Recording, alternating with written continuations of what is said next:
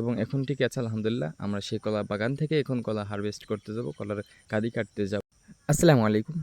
আজ চলে যাচ্ছি আমরা আমাদের কলার বাগানে কলার কাঁদি কাটার জন্য।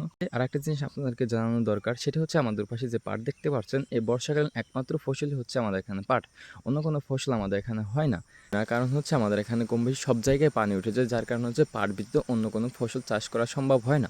যার কারণে হচ্ছে পাটই হয়। এই কলার বাগান দেখছেন, কলার বাগান আমরা প্রথম যেবার করি সেবার হচ্ছে মারা যায়, পুরোপুরিটা নষ্ট হয়ে যায়। এবং এখন ঠিকই আছে আলহামদুলিল্লাহ। আমরা সেই কলা বাগান থেকে এখন কলা হারভেস্ট করতে যাব, কলার কাঁদি কাটতে যাব।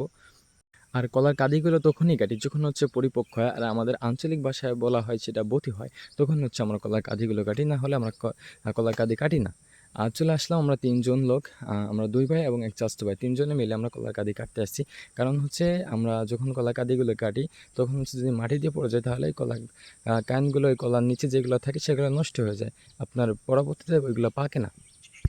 যার কারণে হচ্ছে কাটা পথ ধরে তারপর নামাইতে হয়। আপনারা দেখতে পাচ্ছেন আমাদের কলার কাঁদিগুলো হচ্ছে এভারেজ, একদম বড় না একদম ছোটও না।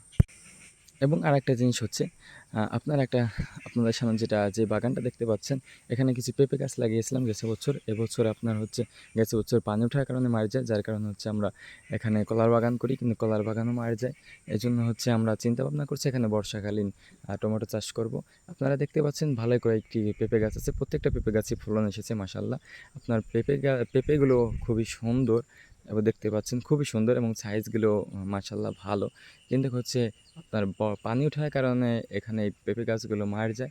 যার কারণে হচ্ছে কলার বাগান করেছিলাম, কিন্তু কলার বাগানও মারা যায়।